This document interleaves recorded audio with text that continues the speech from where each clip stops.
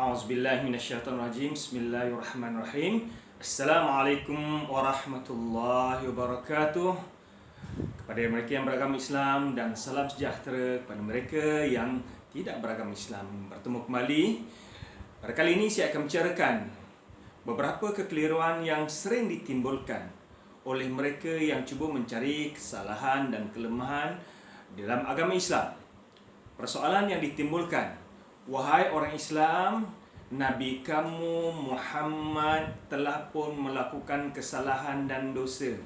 Dan kesalahan-kesalahan ini ada termaktub dalam Al-Quran, di mana perhatikan dalam surah Muhammad ayat yang ke-19, fa'lam annahu la ilaha illallah wastaghfir li dhanbik walil mu'minina wal mu'minat wallahu ya'lamu mutaqallabakum wa mathwaakum. Ketahuilah wahai Muhammad bahawa sungguhnya tiada Tuhan yang berhak disembah melainkan Allah, dan minta ampunlah kepadanya terhadap dosa-dosa kamu dan dosa-dosa orang yang beriman, lelaki dan wanita. Ingatlah Allah mengetahui keadaan gerak-gerik kamu dan keadaan penetapan kamu di akhirat nanti. Dalam surah Muhammad ayat 19 ini secara jelas Allah menyatakan wastaghfir li dzambik, mohon ampunlah terhadap dosa-dosa kamu. Berarti Nabi kamu Muhammad melakukan dosa. Dan dalam sejarah Nabi Muhammad juga ada beberapa cerita ataupun kisah-kisah yang menunjukkan Nabi kamu Muhammad melakukan dosa. Dalam Al-Quran, dalam hadis dijelaskan perkara tersebut. Sedangkan Jesus tidak melakukan dosa. Jesus tidak melakukan kesalahan. Jesus tidak melakukan dosa seperti mana kenyataan Al-Quran, Nabi kamu Muhammad melakukan dosa. Siapakah yang lebih baik untuk kita jadikan pemimpin, pembimbing yang berdosa seperti Nabi kamu Muhammad, ataupun orang yang bersih daripada dosa seperti Jesus? Mana satu yang lebih baik? Bukankah yang bersih daripada dosa dan noda itu lebih baik untuk dijadikan pemimpin dan pembimbing daripada yang berdosa? Oleh itu, ikutlah ajaran Kristian, kerana Jesus tidak berdosa. Bagaimanakah untuk kita menilai, menyanggah dan menjawab isu ini? Sidang penonton yang dimuliakan sekalian, saya tidak menafikan ada dalam Al-Quran yang menjelaskan beberapa kesalahan-kesalahan Nabi Muhammad sallallahu alaihi wasallam.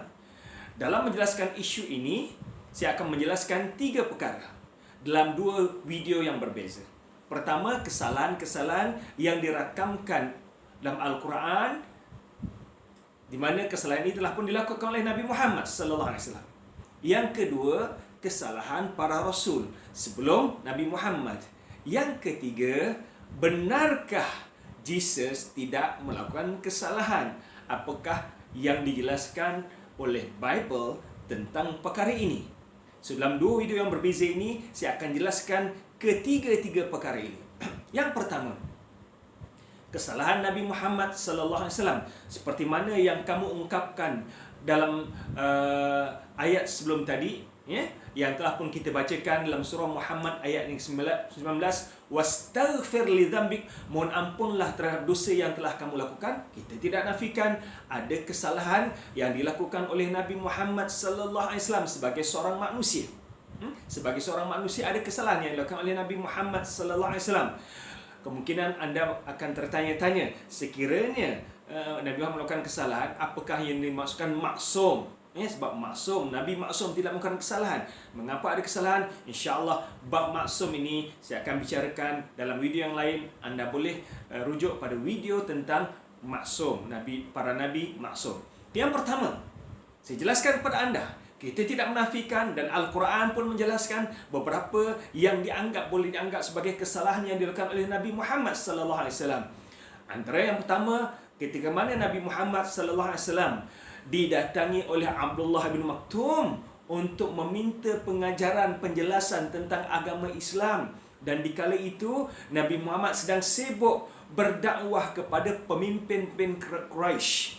Abdullah bin Maktum seorang yang buta, tidak nampak perilaku Nabi Muhammad sallallahu alaihi wasallam, dan dia tidak perasan Nabi Muhammad sedang sibuk berdakwah ketika itu. Apabila Abdullah bin Maktum datang, lalu Nabi Muhammad bermasam muka berpaling pada Abdullah bin Maktum, dan turunlah ayat dari surah Abasa wa tawalla an ja'ahul a'ma.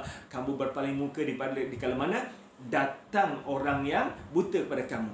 Ayat ini menjelaskan bagaimana tindakan Nabi Muhammad sallallahu alaihi wasallam berpaling muka daripada Abdullah bin Maktum kerana sibuk. Sebab di kala itu Nabi Muhammad sibuk sedang berdakwah kepada pemimpin Quraisy dengan harapan sekiranya pemimpin-pemimpin Quraisy ini memeluk agama Islam, akan mudahlah berkembang dakwah Islam. Namun tindakan ini Allah tegur, dan kita tak nafikan. Apa yang unik di sini, perhatikan ya, sekiranya ada kesilapan yang dilakukan oleh Nabi Muhammad, serta-merta diperbetulkan oleh Allah SWT. Tindakan Nabi Muhammad bermasam muka, berpaling muka ini serta-merta ditegur oleh Allah SWT. Turun ayat Quran, Abasa wa tawalla an ja'ahul a'ma. Anda boleh rujuk dalam surah Abasa. Ini yang pertama. Yang kedua, kisah selepas ataupun sewaktu kematian Abu Talib. Abu Talib bapa saudara Nabi yang telah pun menjaga Nabi, lebih 40 tahun lamanya, 40 tahun lamanya menjaga Nabi, hinggalah ketika mana Nabi menyampaikan dakwah Islam, Abu Talib tetap memberikan perlindungan kepada Nabi Muhammad sallallahu alaihi wasallam. Abu Talib merupakan bapa saudara Nabi Muhammad SAW, dan Abu Talib amat sayang kepada Nabi Muhammad SAW. Namun demikian, Abu Talib tidak beriman kepada dakwah yang dibawa oleh Nabi Muhammad kerana masih lagi mengikuti budaya ataupun adat, agama ataupun anutan nenek moyang mereka, iaitu menyembah berhala. Dan Abu Talib tidak mahu dikatakan menuruti kehendak anak saudaranya sendiri. Sebab itulah Abu Talib meninggal dalam keadaan tidak beriman kepada Allah dan Rasulnya. Di kala mana Abu Talib meninggal dalam keadaan tidak beriman, Nabi Muhammad terlampau sedih. Lalu baginda bersabda, la astaghfiranna laka ma lam unha anhu. Wahai pamanku, wahai bapa saudaraku, aku akan terus berdoa untuk kamu malam unha ank, hinggalah aku, selagi mana aku tidak dilarang oleh Allah SWT untuk melakukan demikian. Hinggalah tak lama lepas tu, larangan Allah SWT untuk mendoakan mereka yang telah pun confirm sebagai ahli neraka, kerana Abu Talib tidak beriman pada Allah dan Rasulnya. Ini kesilapan yang kedua, kesalahan yang kedua. Kesalahan yang ketiga, ketika mana Nabi Muhammad mendapat Zaid bin Harithah, yang merupakan hamba yang diberikan oleh Khadijah pada Rasulullah sallallahu alaihi wasallam. Sayangnya Rasulullah pada Zaid bin Harithah, ketika mana ayah Zaid bertemu mencari-cari Zaid, sebab Zaid sebenarnya seorang kanak-kanak yang hilang, diculik, kemudian dijual sebagai hamba abdi. Dan Harithah mencari-cari Zaid. Akhirnya ketika mana Zaid remaja, beliau berjumpa dengan Zaid. Dan beliau meminta Nabi Muhammad, sebelum itu belum lagi Nabi Muhammad dilantik menjadi Nabi. Harithah meminta Rasulullah SAW untuk memulangkan Zaid pada beliau, dan beliau sanggup membayar berapa harga yang diberikan, yang diminta oleh Nabi Muhammad SAW. Lalu Nabi Muhammad menyatakan, kita serahkan pada Zaid, sekiranya dia ingin terus tinggal bersama dengan aku, janganlah kamu larang, dan sekiranya dia ingin mengikuti kamu, ambillah beliau. Jadi Harithah amat bergembira dengan cadangan ini. Pastinya seorang anak ingin kembali pada keluarganya. Namun setelah perkara ini disampaikan kepada Zaid bin Harithah, lalu Zaid bin Harithah menyatakan beliau terus ingin tinggal bersama dengan Nabi Muhammad sallallahu alaihi wasallam. Di kala itu Nabi Muhammad membawa keluar Zaid dan declare kepada orang ramai, bermula pada hari ini bukan Zaid bin Harithah tapi Zaid bin Muhammad. Jadi Nabi Muhammad memberikan nama Zaid bin Muhammad, bukan anak tabanni, anak angkat dibinkan pada bapa angkat. Setelah Nabi Muhammad menjadi Rasul, kemudian turunlah surah Al-Ahzab daripada ayat yang keempat hingga ayat yang kelima. Allah SWT menjelaskan larangan untuk memberikan anak angkat dengan bin, nama bapa angkat. Ud'uhum li'abaihim huwa aqsatu indallah. Panggillah mereka dengan bin bapa-bapa mereka. Ya? So ini larangan Allah SWT terhadap seorang yang mengambil anak angkat dibinkan kepada bapa angkatnya. Kemudian berperistiwa itu Rasulullah declare pada orang ramai, bermula pada hari ini bukan Zaid bin Muhammad tapi Zaid bin Harisah. Ini contoh kesilapan yang Allah tegur. Yang keempat, kisah tawanan perang Badar. Setelah berlakunya peperangan Badar, selesai perang Badar, beberapa tawanan perang Badar telah pun berjaya ditahan oleh umat Islam.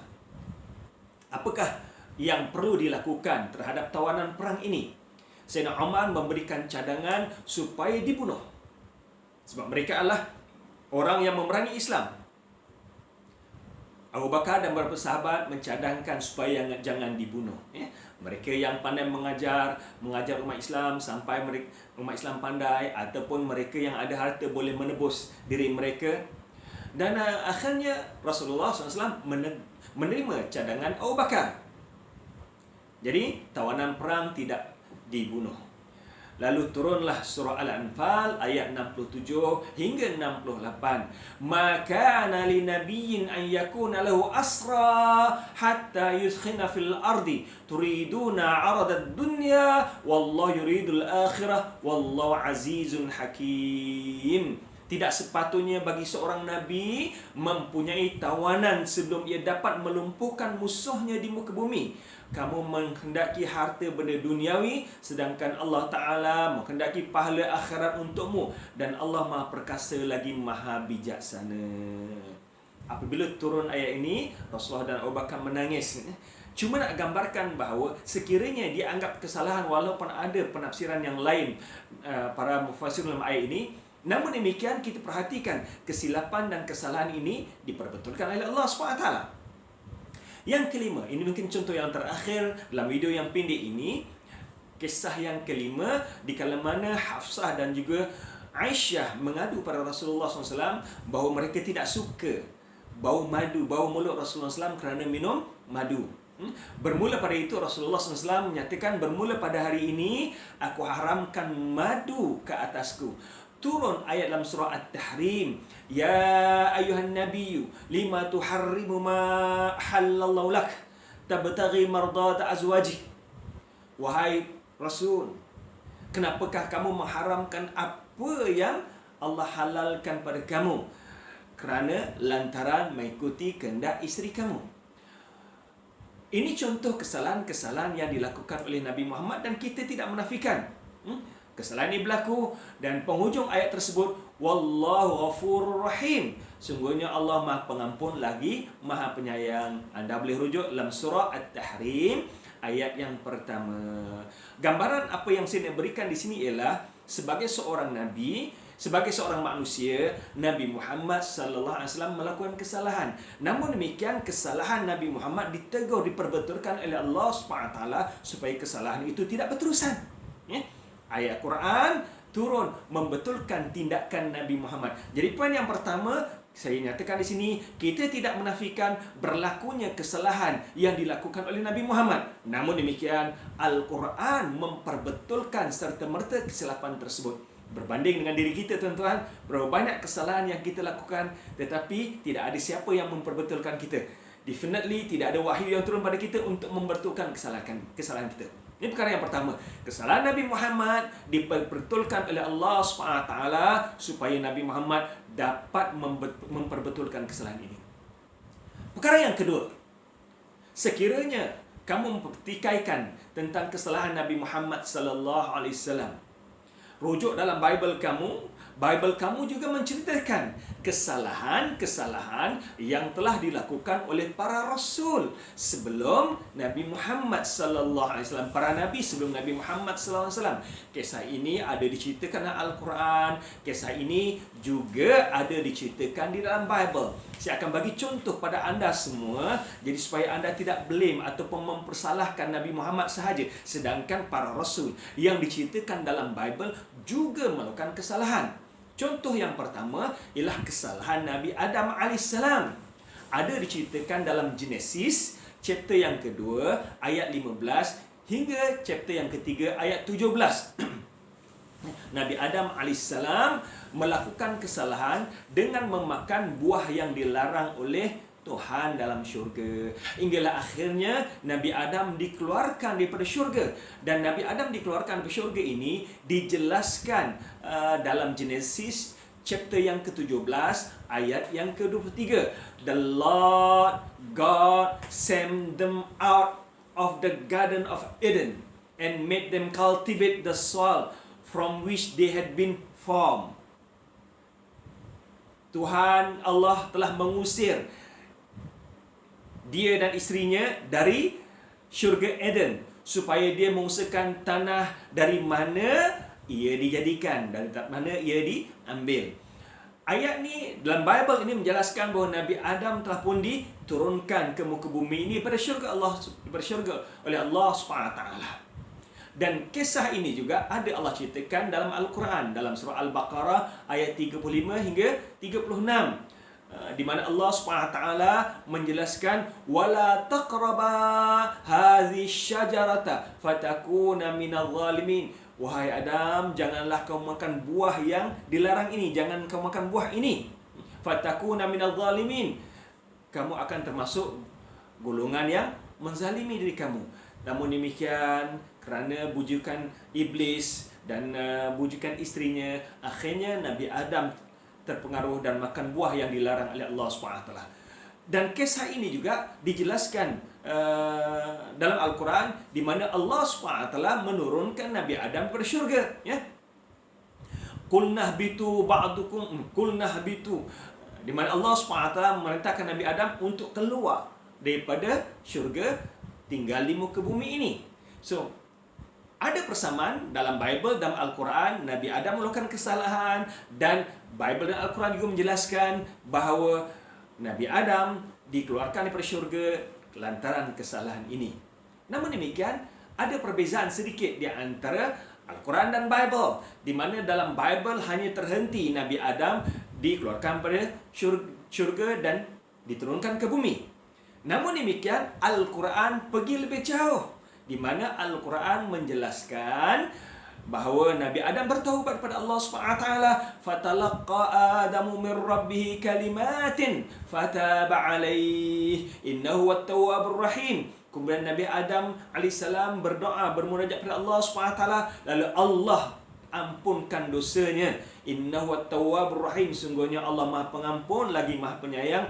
Anda boleh rujuk dalam surah Al-Baqarah ayat 37. Namun, dalam akidah agama Kristian menyatakan kesalahan Nabi Adam inilah yang menjadi penyebab akidah original sin, dosa warisan yang diwariskan kepada anak keturunan Nabi Adam. Saya ada jelaskan dalam video yang lain tentang akidah original sin inilah agama Kristian. Anda boleh rujuk dalam video original sin. Ya, apakah dia akidah yang diajar oleh orang Kristian terhadap penganut agama Kristian tentang original sin. Jadi kesimpulan yang saya nak ambil di sini ialah dalam Bible dan Al-Quran juga menceritakan kesalahan Nabi Adam AS. Dan lantaran kesalahan ini Nabi Adam dikeluarkan daripada syurga dan tinggal di muka bumi ini. Walaupun pada hakikatnya Nabi Adam memang diciptakan oleh Allah SWT untuk tinggal di muka bumi ini sebagai khalifah. Sebab itulah ketika mana Allah menciptakan Nabi Adam, Allah berfirman pada malaikat, di mana Allah SWT menjelaskan, Inni ja'ilun fil ardi khalifah. Sungguhnya kami nak menjadikan khalifah di muka bumi ini. Berarti memang hakikatnya Nabi Adam diciptakan oleh Allah SWT untuk tinggal di muka bumi ini. Cumanya Allah jadikan asbab pelanggaran Nabi Adam memakan buah yang dilarang untuk diturunkan ke dalam syurga, ke muka bumi ini. Kesalahan yang kedua, contoh yang kedua, kesalahan Nabi Ibrahim AS. Dalam satu hadis yang panjang yang diriwayatkan oleh Imam Muslim, di mana Nabi Ibrahim melakukan 3 kesalahan. Kesalahan yang pertama ialah ketika mana Nabi Ibrahim ditangkap setelah dia memecahkan berhala yang besar, berhala-berhala menjadi sembahan orang ramai. Lalu mereka bertanya, "A'anta fa'alta bi alihatina ya Ibrahim?" Wahai Ibrahim, apakah kamu yang melakukan perkara ini, memecahkan berhala-berhala ini? Lalu Nabi Ibrahim berkata, "Tanyalah berhala yang besar, sebab kapak itu berada di lehernya." Lalu mereka berkata, Laqad alimtum wahai Ibrahim, kamu mengetahui bahawa dia tak boleh bercakap. Jadi hujah yang digunakan oleh Nabi Ibrahim, kalau kamu tahu dia tak boleh bercakap, dia tidak boleh mempertahankan diri, kenapa kamu sembah dia? Jadi pembohongan ataupun kesalahan Nabi Ibrahim ni berbohong kerana nyatakan bahawa yang memecahkan berhala tersebutlah berhala yang besar, ya. Yang kedua, ketika mana Nabi Ibrahim diajak oleh keluarganya, bapanya dan ibunya ke pesta penyembahan berhala, maka Nabi Ibrahim pun berkata, inni saqimun, aku sakit. Walaupun tafsir ini menyatakan bahawa Nabi Ibrahim sakit hati, sakit jiwanya melihat kesesatan yang berlaku di kalangan masyarakat.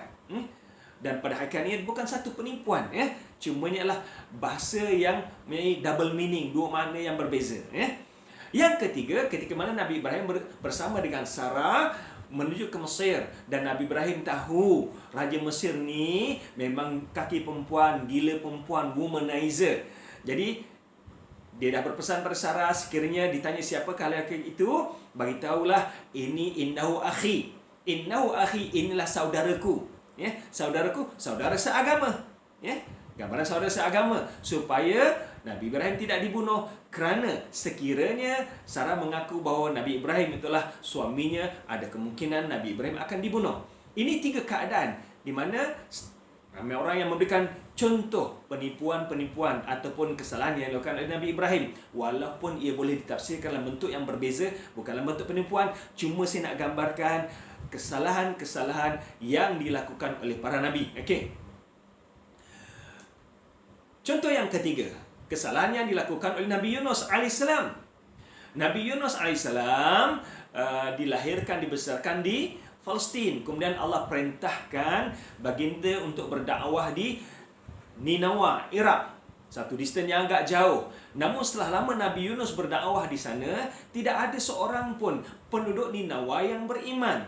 Jadi akhirnya oleh kerana tidak ada yang beriman, Nabi Yunus meninggalkan mereka. Kesalahan Nabi Yunus ini ialah Nabi Yunus meninggalkan mereka sebelum diperintahkan oleh Allah SWT. Anda boleh rujuk dalam surah Al-Anbiya ayat 87 hingga 88, di mana Nabi Ibrahim AS meninggalkan kaumnya ataupun madu'unya sebelum diperintahkan oleh Allah SWT. Kisah ini juga diceritakan dalam Bible, dalam Old Testament, Jonah chapter yang pertama ayat 3 hingga 4, iaitu Nabi Yunus AS meninggalkan kaumnya sebelum diperintahkan oleh Allah SWT, oleh Tuhan. Dan akhirnya hukuman Tuhan datang, di mana Nabi Yunus ditelan oleh ikan. Cuma berbeza pendapat berapa lamakah Nabi Yunus berada dalam perut ikan. Bible nyatakan Nabi Yunus berada dalam perut ikan selama 3 hari. Cuma saya nak gambarkan Al-Quran dan Bible menjelaskan kesalahan yang dilakukan oleh Nabi Yunus ini. Dalam Bible disebutkan Nabi Yunus bernama Jonah. Kesalahan Nabi Yunus meninggalkan kaumnya sebelum diperintahkan oleh Allah SWT. Akhirnya baginda ditelan oleh ikan dan tinggal dalam perut ikan selama beberapa hari. Contoh yang keempat, kesalahan yang dilakukan oleh Nabi Musa AS, di mana Nabi Musa AS ketika mana berada di Mesir, dah dewasa, nampak pergaduhan di antara orang Qibti dan orang Mesir, orang Qibti dan orang Israel. Kisah ini anda boleh rujuk dalam surah Al-Qasas ayat 28, ayat 15 hingga ayat 17. Di kala mana Nabi Musa AS cuba untuk meleraikan pergaduhan ini, lalu Nabi Musa tumbuk seorang bangsa Qibti, dan tumbukan itu tepat pada beliau, menyebabkan beliau meninggal dunia, beliau mati. Walaupun pada dasarnya Nabi Musa tidak berniat untuk membunuh orang tersebut, tapi tindakan Nabi Musa memukul ini, menumbuk beliau, menyebabkan beliau mati. Kisah ini ada juga diceritakan dalam Bible. Anda boleh rujuk dalam Exodus chapter yang kedua, daripada ayat 11 hingga ayat yang ke-15. Jadi semua contoh-contoh yang saya berikan kepada anda ini menjelaskan bahawa kita tidak menafikan Nabi Muhammad melakukan kesalahan. Namun demikian kesalahan dan kesilapan ini diperbetulkan serta-merta oleh Allah SWT. Dalam masa yang sama, kalau kamu mempertikaikan kesalahan Nabi Muhammad sallallahu alaihi wasallam, namun demikian, Bible kamu juga menjelaskan kesalahan-kesalahan para rasul yang diceritakan dalam Al-Quran dalam Bible, kesalahan Nabi Adam alaihissalam, ya, kesalahan Nabi Ibrahim alaihissalam, dan juga kesalahan Nabi Yunus alaihissalam, kesalahan yang dilakukan oleh Nabi Musa alaihissalam. Mungkin persoalan tentang kesalahan para rasul dan sifat kemaksuman ni, insyaAllah saya akan jelaskan dalam video yang lain. Cuma key point ialah kesalahan telah pun dilakukan oleh para rasul. Jadi kita tidak menafikan perkara ini. Namun, bagaimana anda mendakwa kesalahan ini, tetapi kamu tidak melihat, anda tidak melihat tentang kesalahan Nabi Isa alaihissalam ataupun Jesus. Benarkah Jesus tidak melakukan kesalahan langsung? Kita akan lihat dalam video berikutnya sejauh mana kebenaran bahawa Jesus tidak melakukan kesalahan. Sekian saja untuk kali ini. Jumpa anda pada bahagian yang kedua dalam video berikutnya. Assalamualaikum warahmatullahi wabarakatuh.